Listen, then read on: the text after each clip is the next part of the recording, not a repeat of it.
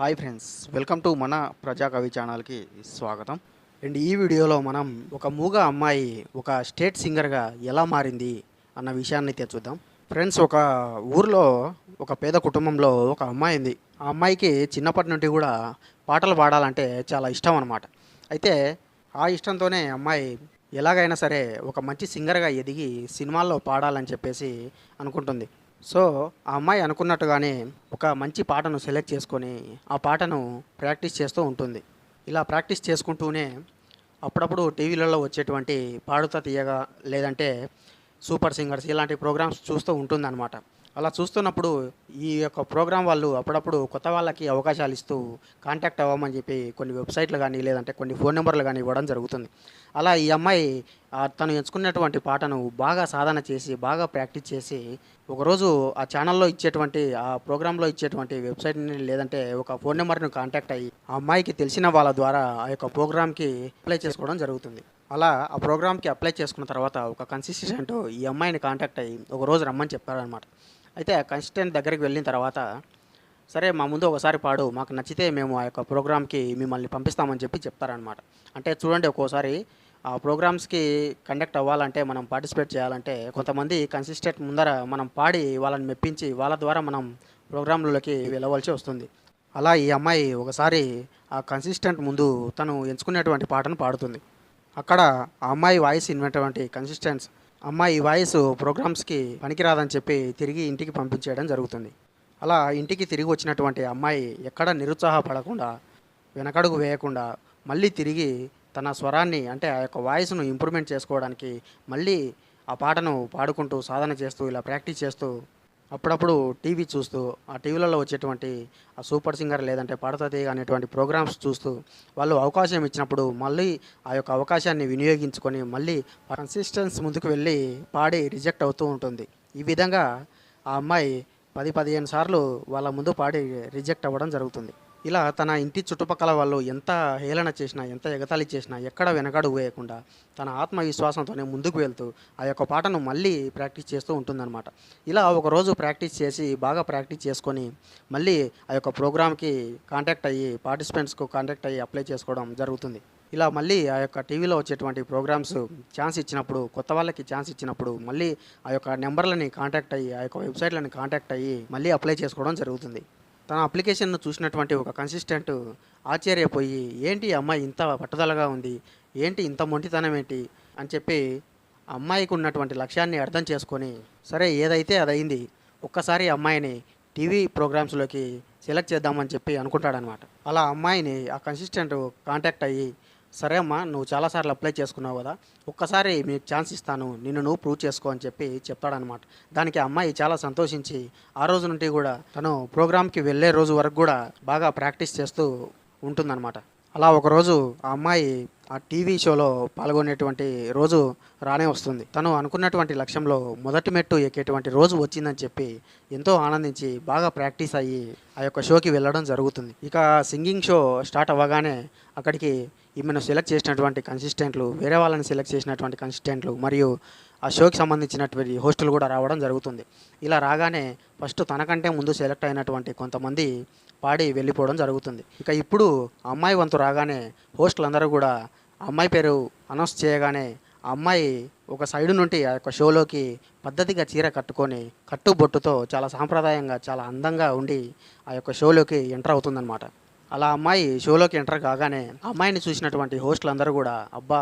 ఎంతో సాంప్రదాయంగా, చాలా పద్ధతిగా, చాలా చక్కగా, అందంగా ఉన్నటువంటి ఆ అమ్మాయిని చూసి, అబ్బా! అమ్మాయే ఇంత అందంగా ఉందంటే ఈమె వాయిస్ ఖచ్చితంగా చాలా మధురంగా, చాలా బాగుంటుంది అని చెప్పేసి ఆ అమ్మాయి పాడేటువంటి పాట కోసం ఎదురు చూస్తూ ఉంటారనమాట. అలా హోస్టులందరూ కూడా 1, 2, 3 స్టార్ట్ అని అనగానే ఆ అమ్మాయి తను ఎంచుకున్నటువంటి పాటను బాగా సాధన చేసి, ప్రాక్టీస్ చేసినటువంటి పాటను పాడడం స్టార్ట్ చేస్తుంది. అలా అమ్మాయి తన పాటను పాడడం స్టార్ట్ చేయగానే ఒక్కసారిగా అక్కడ ఉన్నటువంటి హోస్టులు మరియు ఇతర పార్టిసిపెంట్స్ కూడా, అక్కడ షోలో ఉన్నటువంటి వాళ్ళందరూ కూడా ఒక్కసారిగా ఆశ్చర్యపోయి ఒకరి మొహాలు ఒకరు చూసుకోవడం జరుగుతుంది. దానితో అక్కడ ఉన్నటువంటి హోస్టులందరూ కూడా ఆ అమ్మాయిని పాడడం ఆపమని చెప్పి ఒక్కసారిగా ఆ అమ్మాయిని సెలెక్ట్ చేసినటువంటి కన్సిస్టెంట్‌ని పిలిచి, "నువ్వేనా ఈ అమ్మాయిని సెలెక్ట్ చేసింది?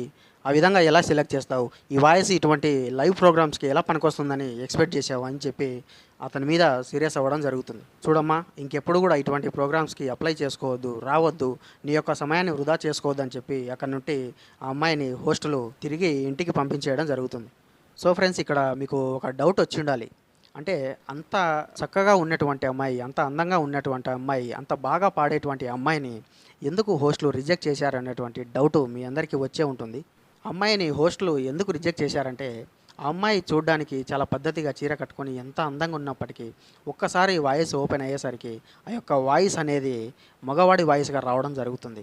అంటే కొన్ని హార్మోన్స్ లోపాల వల్ల ఆమె శరీరంలో చిన్నప్పటి నుండి కొద్ది కొద్దిగా మార్పు చెందుకుంటూ ఈ యొక్క షోలో పార్టిసిపేట్ చేసేటువంటి టయానికి ఆ యొక్క హార్మోన్స్ అనేవి కంప్లీట్గా చేంజ్ అయిపోయి ఆ వాయిస్ అనేది కంప్లీట్గా మగవాడిగా రావడం జరుగుతుంది. అంటే ఈమె ఒక ట్రాన్స్జెండర్గా ఉండడం జరుగుతుంది. సో అక్కడ కూడా ఆ షోలో ఆ అమ్మాయి అందాన్ని, ఆ చీర కట్టును, ఆ పద్ధతిని చూసి ఆమె నుండి ఏదో ఒక మధురమైనటువంటి వాయిస్ని ఎక్స్పెక్ట్ చేసినటువంటి హోస్టులకు ఈ విధంగా ఒక చక్కటి అమ్మాయి నుండి ఒక మగవాడి వాయిస్ రావడంతో ఒక్కసారిగా అందరూ షాక్కి గురవుతారనమాట. సో ఆ విధంగా ఆ అమ్మాయి నడవడికకి, ఆ అమ్మాయి పాడే పాటకి, వాయిస్కి ఎక్కడా పొంతన లేకపోవడంతో ఆ అమ్మాయిని రిజెక్ట్ చేయడం జరుగుతుంది. పైగా ఈ అమ్మాయి ఎంచుకున్న పాట కూడా ఒక లేడీ పాడినటువంటి పాటని ఎంచుకోవడం వల్ల ఆ యొక్క లేడీ వాయిస్కి కంప్లీట్గా ఆపోజిట్గా మగవాడి వాయిస్ ఆమె స్వరం నుండి రావడంతో ఆ అమ్మాయిని రిజెక్ట్ చేయడం జరుగుతుంది. అలా తిరిగి ఇంటికి వెళ్ళినటువంటి అమ్మాయి ఇన్ని రోజులు ఎవరేమన్నా, ఎంతమంది ఎగతాళి చేసినా ఆత్మవిశ్వాసంతో ముందుకు వెళ్ళినటువంటి అమ్మాయి ఒక్కసారిగా ఈ యొక్క టీవీ షోలో లైవ్లో తనకి అవమానం జరిగేసరికి చాలా కుంగిపోతుందనమాట. నాకు వచ్చినటువంటి ఒక అవకాశాన్ని కూడా నేను వినియోగించుకోలేకపోయాను, ఇక నేను అనుకున్నటువంటి లక్ష్యాన్ని ఎలా చేరుకుంటానని చెప్పి బాధపడుతూ ఉంటుందన్నమాట. ఆ బాధలోనే సరిగ్గా అన్నం తినకుండా, నీళ్లు తాగకుండా తన ఆరోగ్యాన్ని పాడు చేసుకుంటుంది. అలా నిరుత్సాహంతో డిప్రెషన్లోకి వెళ్ళిపోయి ఒకరోజు సడన్గా కళ్ళు తిరిగి కింద పడిపోతుందన్నమాట.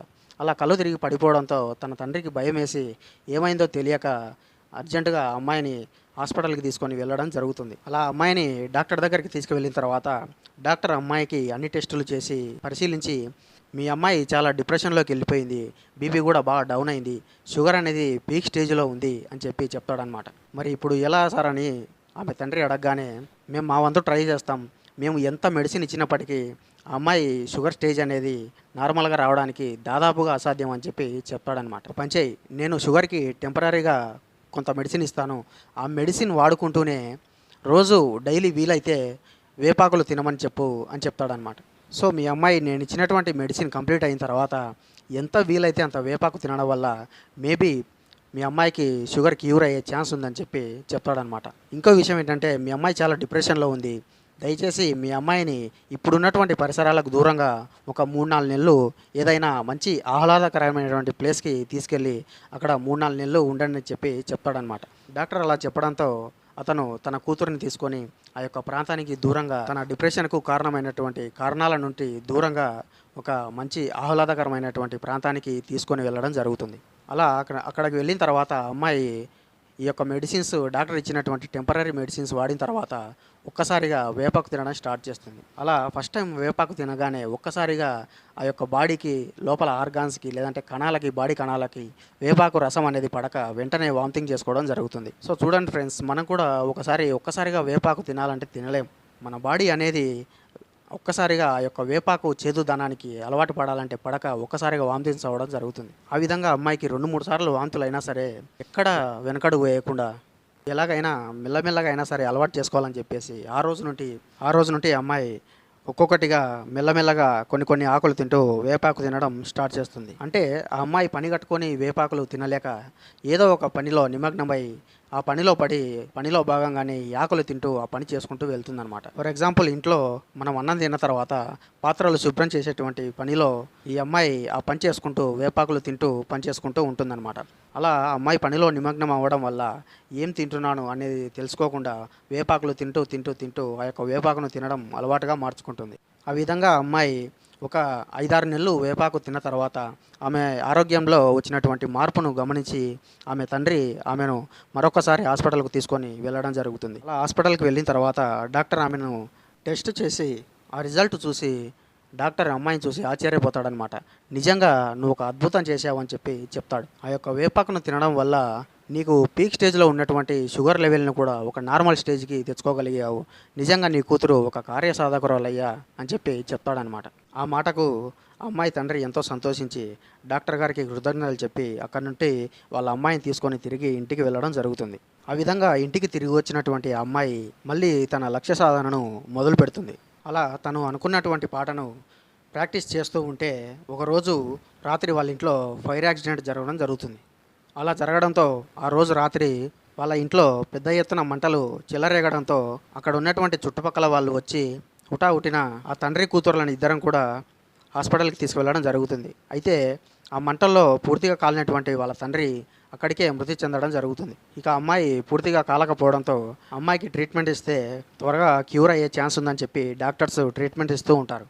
అలా అమ్మాయి ఆ హాస్పిటల్లో చాలా రోజులు ట్రీట్మెంట్ తీసుకున్న తర్వాత ఒక్కసారిగా స్పృహలోకి వచ్చేసి తన తండ్రి చనిపోయాడన్న విషయం తెలుసుకొని చాలా బాధపడుతుంది. ఆ విధంగా కాలినటువంటి గాయాలకు ట్రీట్మెంట్ తీసుకున్నటువంటి అమ్మాయి హాస్పిటల్ నుండి డిశ్చార్జ్ అయిన తర్వాత తన ఇంటికి వెళ్ళిపోతుంది. అలా ఇంటికి వెళ్ళిన తర్వాత ఆ అమ్మాయి ఒక 2 రోజులు రెస్ట్ తీసుకొని సడన్గా ఒకరోజు అద్దం ముందు నిలబడి కాలినటువంటి తన మొహం ఎలా ఉందో చూసుకుందామని చెప్పి అద్దం ముందు నిలబడి తన మొహాన్ని అద్దంలో చూసుకుంటుంది. అలా చూసుకున్న తర్వాత కొద్దిసేపటికి తను అనుకున్నటువంటి లక్ష్యం గుర్తుకు వచ్చి అక్కడే అద్దం ముందు స్పాట్లో తను ఎంచుకున్నటువంటి పాటను ఇన్నాళ్ళు ప్రాక్టీస్ చేసినటువంటి పాటను ఎలా వస్తుందని చెప్పేసి ఒక్కసారిగా పాడడం స్టార్ట్ చేస్తుంది. అలా పాడడంతో ఆ అమ్మాయి ఒక్కసారిగా షాక్ అవుతుంది. అంటే అమ్మాయి పాడుతూ ఉంటుంది కానీ ఆ యొక్క సౌండ్ అనేది బయటికి రాదనమాట. వాళ్ళ ఇంట్లో ఫైర్ యాక్సిడెంట్ జరిగినప్పుడు ఆ యొక్క మంటల్లో ఈమె యొక్క గొంతు భాగం అనేది బాగా కాలిపోవడం జరుగుతుంది. కాలిపోయి వోకల్ కాయిడ్స్ అంటాం కదా, అంటే స్వరపేటిక అనేది బాగా దెబ్బతిని ఆ యొక్క వాయిస్ అనేది బయటికి రాకుండా పూర్తిగా ఆమె గొంతు మూగబోవడం జరుగుతుంది. అలా ఒక్కసారిగా తన గొంతు మూగబోయేసరికి ఒక్కసారి మళ్ళీ డిప్రెషన్లోకి వెళ్ళి ఇక నా లక్ష్యాన్ని నేను చేరుకోనట్టే, ఇక నా పని అయిపోయినట్టే అని చెప్పేసి నిరుత్సాహపడుతూ ఉంటుంది. అలా నిరుత్సాహపడి డిప్రెషన్లో ఉంటే ఒక్కసారిగా తనకు లైవ్ ప్రోగ్రాంలో అంటే టీవీ షోలో జరిగినటువంటి అవమానం గుర్తుకు వచ్చి ఒక్కసారిగా లేచి తన కళ్ళను తుడుచుకొని, లేదు ఎలాగైనా సరే నేను అనుకున్నటువంటి లక్ష్యాన్ని చేరుకోవాలని చెప్పేసి నన్ను చావు అంచుల దాకా తీసుకెళ్ళినటువంటి ఆ యొక్క షుగర్నే నేను వేపాకు తిని జయించుకున్నాను, అలాంటిది తిరిగి పోయిన నా గొంతును నేను తిరిగి తెచ్చుకోలేనా అని చెప్పేసి పట్టుదలతో ఆ అమ్మాయి ఆ యొక్క సాంగ్ను పాడడం స్టార్ట్ చేస్తుంది. అలా ఎన్నిసార్లు పాడినా ఆ యొక్క వాయిస్ అనేది బయటికి రాదు. అయినా సరే ఆ అమ్మాయి ఎక్కడ బాధపడకుండా ఆ యొక్క వాయిస్ను గట్టిగా బలవంతంగా స్వరపేటికను సైతం చీల్చుకొని బయటికి వచ్చే విధంగా పాడడానికి ట్రై చేస్తూ ఉంటుంది. అలా ఆ అమ్మాయి 2-3 వారాలు అలా ప్రాక్టీస్ చేస్తూ ఉంటే ఒకరోజు మెల్లగా ఆమె గొంతు నుండి తన పాట మెల్లగా వినిపించడం జరుగుతుంది. అలా తన పాటను విన్నటువంటి ఆమె ఎంతో హ్యాపీగా ఫీల్ అయ్యి ఇంకాస్త ప్రయత్నిస్తే నా పూర్తి వాయిస్ కూడా నా యొక్క పాట రూపంలో బయటికి వస్తుందని చెప్పేసి ఆ యొక్క పాటను ఇంకాస్త బెటర్గా ప్రాక్టీస్ చేస్తూ ఉంటుందన్నమాట. ఇలా కొన్ని రోజుల తర్వాత ఆ యొక్క పాట అనేది ఆమె గొంతులో ఉండి పూర్తిగా ఆ యొక్క మూసుకుపోయినటువంటి స్వరపేటికను సైతం చీల్చుకొని కంప్లీట్ వాయిస్ అనేది బయటికి రావడం జరుగుతుంది. ఇది ఎలా సాధ్యమంటారా? ఒక్కసారి చూడండి ఫ్రెండ్స్, మనం నీటి ప్రవాహాన్ని గమనించినట్టయితే నీరు ప్రవహించేటప్పుడు ఆ నీళ్ళకి ఇసుక మేట ఒకసారి అడ్డం వస్తుంది. ఆ ఇసుక మేట అడ్డం వచ్చినప్పుడు ఆ నీరు పక్కకు వెళ్ళడానికి ఛాన్స్ లేక ఆ యొక్క నీరు అనేది ఆ ఇసుక మేటను మెల్లమెల్లగా చీల్చి ఒక్కసారిగా ఆ యొక్క నీటి ప్రవాహం అనేది ఇసుక మేటను చీల్చుకొని అవతలికి వెళ్ళడం జరుగుతుంది. సో ఆ విధంగా మెల్లమెల్లగా ఇసుక మేటను చీల్చుకుంటూ మెల్లమెల్లగా ముందుకు వెళ్ళినటువంటి నీటి ప్రవాహం ఆ తర్వాత పెద్ద ఎత్తున అంటే వాటి వెనకాల వచ్చేటువంటి నీటికి ఆ యొక్క మార్గం అనేది సులభం అవుతుంది. అంటే ఇక్కడ మొదటగా వెళ్ళినటువంటి నీళ్లు తర్వాత వచ్చేటువంటి ప్రవాహానికి ఇసుక మేటలో ఒక బాటను క్రియేట్ చేస్తాయన్నమాట. అదేవిధంగా ఈ అమ్మాయి గొంతు కూడా పూర్తిగా మూసుకుపోయినటువంటి స్వరపేటిక ఆ అమ్మాయి చేసేటువంటి ఒత్తిడికి, ఆ అమ్మాయి పడేటువంటి ఒత్తిడికి, ఆ యొక్క మాట ఒత్తిడికి ఆ స్వరపేటిక మెల్లమెల్లగా తెరుచుకొని ఒక్కసారిగా కాస్త మెల్లగా బయటికి వచ్చి ఆ తర్వాత ఈమె యొక్క ప్రయత్నం అనేది గట్టిగా చేయడం వల్ల ఆ యొక్క పాట సాధన ఏదైతే ఉందో ఆ యొక్క స్వరపేటికను పూర్తిగా తెరుచుకునే విధంగా చేస్తుంది. సో ఎప్పుడైతే అమ్మాయికి మంటల్లో తన గొంతు పూర్తిగా దెబ్బతింటుందో ఆ రోజు నుండి కూడా ఆమె యొక్క స్వరపేటిక కొంచెం మార్పు చెందుతూ కంప్లీట్గా మగవాడి వాయిస్ నుండి అమ్మాయి వాయిస్కి టర్న్ కావడం జరుగుతుంది. అందులో ఈమె పదే ఆ యొక్క పాటను సాధన చేయడం వల్ల ఆ యొక్క వాయిస్ అనేది ఆమె ఇన్ని రోజులు తిన్నటువంటి వేపాకు మహత్యమో ఏమో కానీ కంప్లీట్గా ఆ యొక్క వాయిస్ అనేది మగవాడి వాయిస్ నుండి ఆమె యొక్క రూపానికి, ఆమె యొక్క అందానికి తగ్గట్టుగా ఆ వాయిస్ అనేది మౌల్డ్ కావడం జరుగుతుంది. ఈ విధంగా అమ్మాయి ప్రాక్టీస్ చేస్తూనే ఆ యొక్క పాటను మళ్ళీ అందరి ముందు పాడి తనేంటో ప్రూవ్ చేసుకోవాలని చెప్పేసి మరొకసారి అంటే ఆ యొక్క టీవీ షోలకి మళ్ళీ అప్లై చేసుకోవడం జరుగుతుంది. అలా చాలా రోజుల తర్వాత తన అప్లికేషన్ను చూసినటువంటి ఒక కన్సిస్టెంట్ ఒక్కసారిగా ఆశ్చర్యపోయి ఆ అమ్మాయిని కాంటాక్ట్ అయ్యి సరే ఒకసారి వచ్చి నా ముందు పాడమని చెప్తాడనమాట. అలా అమ్మాయి వెళ్ళి ఆ కన్సిస్టెంట్ దగ్గర పాడినప్పుడు ఆ పాట విని నీలో అప్పటికిప్పటికి చాలా మార్పు వచ్చింది, సరే ఎలాగైనా నేను హోస్ట్తో మాట్లాడి నిన్ను మళ్ళీ ప్రోగ్రాంలో పాడించేటువంటి ఏర్పాటు చేస్తాను, కానీ నీకు ఇదే ఫైనల్ ఛాన్స్, తర్వాత నేను ఏం చేయలేని చెప్తాడనమాట. దాంతో ఆ అమ్మాయి లేదు సార్ నేను ఎలాగైనా ఈసారి నన్ను నేను ప్రూవ్ చేసుకుంటానని చెప్పి తిరిగి ఇంటికి వెళ్ళిపోతుంది. అలా అమ్మాయి తిరిగి ఇంటికి వెళ్ళిన తర్వాత కూడా మళ్ళీ ఆ యొక్క పాటను ప్రాక్టీస్ చేసుకుంటూ ఉంటే సడన్గా ఒకరోజు కన్సిస్టెంట్ ఫోన్ చేసి నువ్వు ఈ యొక్క ప్రోగ్రాంకు సెలెక్ట్ అయ్యావని చెప్పగానే చాలా సంతోషిస్తుంది. అలా ఒకసారి ఆ అమ్మాయికి తిరిగి మళ్ళీ టీవీ షోలో పాడేటువంటి ఛాన్స్ వస్తుంది. సో ఆ విధంగా టీవీ షోలో పాల్గొన్నటువంటి అమ్మాయి, ఆ సింగింగ్ ప్రోగ్రామ్కి వచ్చినటువంటి ఆ అమ్మాయి సేమ్ అప్పుడైతే ఎలాగైతే చీర కట్టుకొని పద్ధతిగా చాలా చక్కగా సాంప్రదాయంగా వచ్చిందో ఈసారి కూడా ఆ అమ్మాయి చాలా చీర కట్టుతో మంచి సాంప్రదాయంతో వస్తుందన్నమాట. ఇక షో స్టార్ట్ కాగానే అక్కడికి కొత్త కొత్త పార్టిసిపెంట్స్, కన్సిస్టెంట్స్, హోస్టులు ఇలా చాలామంది కూడా అక్కడికి రావడం జరుగుతుంది. అయితే ఈసారి ఎక్స్ట్రాగా తను ఆ అమ్మాయి ఏదైతే పాట ఎంచుకుందో ఆ పాటను రియల్గా సినిమాలో పాడినటువంటి సింగర్ కూడా ఈ యొక్క షోకి రావడం జరుగుతుంది. అలా వచ్చిన తర్వాత ఆ అమ్మాయి పాడేటువంటి టైం రాగానే ఆ అమ్మాయి వచ్చి మైక్ తీసుకొని హోస్టులు 1 2 3 అని చెప్పగానే పాడడం స్టార్ట్ చేస్తుంది. అలా ఒక్కసారి తన వాయిస్ని ఓపెన్ చేయగానే ఆ పాటతో అక్కడ ఉన్నటువంటి ఆడియన్స్ మరియు హోస్టులు అందరూ కూడా ఒక్కసారి ఆశ్చర్యపోయి తన వాయిస్లో వచ్చినటువంటి చేంజ్కి, ఆ స్వరం మార్పుకు అందరూ కూడా ముగ్ధులైపోయి ఆ పాటను వింటూ ఉంటారనమాట. అలా పూర్తిగా అమ్మాయి పాట పాడిన తర్వాత ఆ పాడినటువంటి విధానానికి, ఆ యొక్క గొంతు మాధుర్యానికి, స్వర మాధుర్యానికి ఆ పాటను ఒరిజినల్గా పాడినటువంటి ఆ యొక్క సింగర్ కూడా వేదికను దిగొచ్చి ఆ అమ్మాయిని హగ్ చేసుకొని చూడమ్మా నువ్వు ఎవరో కానీ నాకంటే చాలా అద్భుతంగా పాడావు, నిజానికి ఆ పాట సినిమాలో నాకంటే కూడా నువ్వైంటే ఇంకా చాలా అద్భుతంగా వచ్చేదని చెప్పి ఆ అమ్మాయిని అప్రిషియేట్ చేయడం జరుగుతుంది. దాంతో ఆ సింగర్ ఆ అమ్మాయిని తీసుకెళ్ళి తనకు పరిచయం ఉన్నటువంటి ఒక మ్యూజిక్ డైరెక్టర్కి పరిచయం చేసి నెక్స్ట్ సినిమాలో ఆ అమ్మాయికి ఛాన్స్ ఇవ్వాల్సిందిగా కోరి ఒక సినిమాలో పాట పాడడానికి అమ్మాయికి ఛాన్స్ ఇప్పించడం జరుగుతుంది. సో ఆ విధంగా ఆ అమ్మాయి తను అనుకున్నటువంటి లక్ష్యాన్ని ఎన్ని అవరోధాలు వచ్చినా, ఎన్ని అడ్డంకులు వచ్చినా అన్నిటినీ అధిగమించి ప్రాక్టీస్ చేసి సాధన చేసి తన యొక్క స్వరాన్ని మార్చుకొని మరి తను అనుకున్నటువంటి లక్ష్యాన్ని చేరుకోవడం జరుగుతుంది. సో విన్నారు కదా ఫ్రెండ్స్, ఒక మూగబోయినటువంటి గొంతు తిరిగి తన లక్ష్యాన్ని ఎలా సాధించుకుంది అనేటువంటి కథను చూసాం. సో మనం అనుకున్నటువంటి లక్ష్యాన్ని చేరుకోవడానికి మనం ఏ విధంగా సాధన చేయవలసి ఉంటుందని చెప్పి ఆ రోజుల్లోనే వేమన గారు చాలా చక్కగా తన పద్యం ద్వారా వివరించడం జరిగింది. ఆ పద్యం ఏంటి అనేది ఇప్పుడు చూద్దాం. అనగనగా రాగం అతిశయిల్లుచునుండు, తినగ తినగ వేము తీయనుండు, సాధనమున పనులు సమకూరు దరిలోన, విశ్వదాభిరామ వినురవేమ. అంటే చూడండి, అనగనగా రాగం అతిశయిల్లుచునుండు అంటే మనం పాడుతూ ఉంటే ఆ యొక్క పాట, ఆ పాటకు తగినట్టుగా మన గొంతును కూడా మోల్డ్ చేసుకోవడం జరుగుతుంది. అంటే మనం పాడేటువంటి పాట పాడుతూ ఉంటే అంత వినసొంపుగా తయారవుతుందని చెప్పడం జరిగింది. అండ్ తర్వాత వచ్చేసి తినగ తినగ వేము తీయనుండు అంటే వేపాకు చూడండి, వేపాకు మనం ఫస్ట్ టైం తినడం చాలా కష్టం. ఫస్ట్ టైం వేపాకు తినగానే చాలా చేదుగా మన ఒంటికి సరిపోనట్టుగా ఒక్కసారిగా వామిటింగ్ చేసుకోవడం జరుగుతుంది. అదే వేపాకు తింటూ ఉంటే చివరికి ఆ వేపాకు కూడా తీయదనంగా మారి అరే మనం తింటున్నది వేపాకు అనేటువంటి సంగతినే మనం మర్చిపోయేలా చేస్తుంది. అలా వేపాకు తింటూ ఉంటే చివరికి వేపాకు కూడా తీయగా మారుతుందని చెప్తున్నాడు. సాధనమున పనులు సమకూరు దరిలోన, విశ్వదాభిరామ వినురవేమ అన్నాడు. అంటే చూడండి, సాధనమున పనులు సమకూరు దరిలోన అంటే మనము ఎంచుకున్నటువంటి పనిని ఎంత బాగా సాధన చేస్తే ఆ యొక్క పనులు అనేటివి అంతే త్వరగా మన దరికి చేరుతాయి అని చెప్తున్నాడు. అంటే మన ప్రయత్నం అనేది కూడా ఎంత వేగంగా ఉంటే మనం అనుకున్నటువంటి పని కూడా అంత స్పీడ్గానే మన దరికి చేరుతుంది అని దాని తాత్పర్యం. సో మీరు చూడండి, ఫర్ ఎగ్జాంపుల్ ఒక వ్యక్తి సైకిల్ మీద 10 నిమిషాల్లో 5 కిలోమీటర్లు వెళ్ళాలనుకోండి.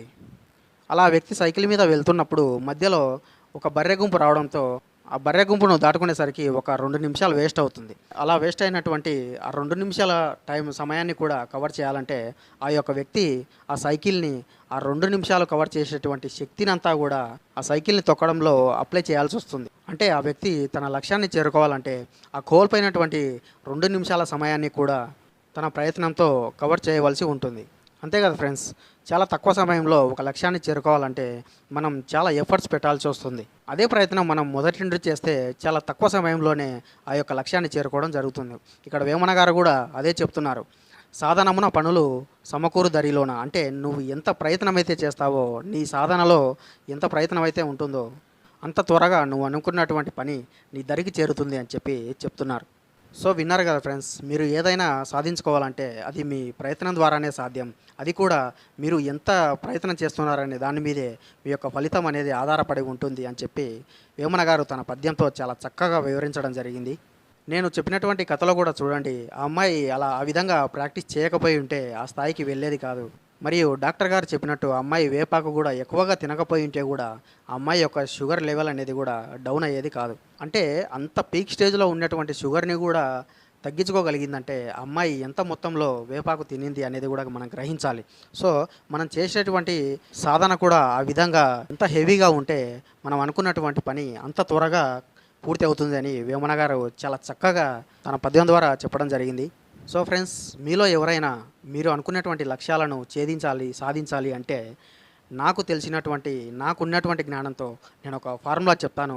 దాన్ని మీరు నచ్చితే ఫాలో అవ్వచ్చు. ఆ ఫార్ములా ఏంటంటే, పని అంటే మీరు ఎంచుకున్నటువంటి పని ఈజ్ ఈక్వల్ టు మనసు ప్లస్ ప్రాక్టీస్ ఇంటూ ప్రాక్టీస్. అర్థమైందా? మరొకసారి వినండి. ఆ ఫార్ములా ఏంటంటే, లక్ష్యం ఈజ్ ఈక్వల్ టు మనస్సు ప్లస్ ప్రాక్టీస్ ఇంటూ ప్రాక్టీస్. అంటే మీరు అనుకున్నటువంటి లక్ష్యంపై ఈజ్ ఈక్వల్ టు మనస్సు నిలిపి ప్లస్ దానికి ప్రాక్టీస్ తోడు చేసి ఇంటూ మళ్ళీ ప్రాక్టీస్ని రెట్టింపు చేయాలి. అంటే మీరు అనుకున్నటువంటి లక్ష్యంపై మనసు నిలిపి దానితో ప్రాక్టీస్ చేస్తూ ఆ ప్రాక్టీస్కి మళ్ళీ ప్రాక్టీస్ యాడ్ చేసి దాన్ని రెట్టింపు చేయాలి. ఫర్ ఎగ్జాంపుల్, ప్రాక్టీస్ వాల్యూ వచ్చేసి 8 అనుకుంటే దానికి ప్లస్ చేయకుండా మీరు మల్టిపుల్ చేయాల్సి వస్తుంది. ఒకవేళ ప్లస్ 8 చేస్తే అది కేవలం 16 మాత్రమే అవుతుంది. అదే మల్టిపుల్ చేసి 8 ఇంటూ 8 వేస్తే మనకు 64 రావడం జరుగుతుంది. సో మనం అనుకున్నటువంటి లక్ష్యంపై మనసు నిలిపి ప్రాక్టీస్ చేస్తూ ఆ ప్రాక్టీస్ని రెట్టింపు చేయాలి. That is equal to success. So ఈ యొక్క సక్సెస్ ఫార్ములాని నేను తర్వాత కింద డిస్క్రిప్షన్లో కూడా ఇస్తాను, చూడండి. సో విన్నారు కదా ఫ్రెండ్స్, మనం అనుకున్నటువంటి లక్ష్యాన్ని ఏ విధంగా ఛేదించాలి, ఏ విధంగా సాధించుకోవాలి అని చెప్పి వేమన గారి పద్యం ద్వారా చాలా చక్కగా తెలుసుకోవడం జరిగింది. సో ఇది ఫ్రెండ్స్, మరో వీడియోలో మరో పద్యంతో మళ్ళీ కలుద్దాం. అంతవరకు సెలవు. Keep watching.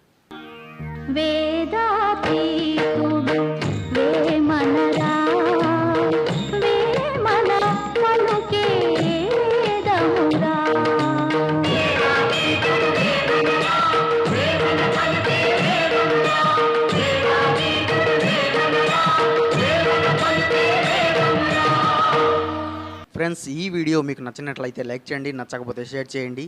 ఈ ఛానల్ మీకు ఎంతో కొంత యూజ్ అవుతుందంటే మాత్రం సబ్స్క్రైబ్ చేసుకోండి. ఓపికతో విన్నందుకు ధన్యవాదాలు. వేమన గారి ఆశీస్సులు ఎల్లప్పుడూ మీపై ఉండాలని కోరుకుంటూ ఇట్లు మీ ప్రజాకవి.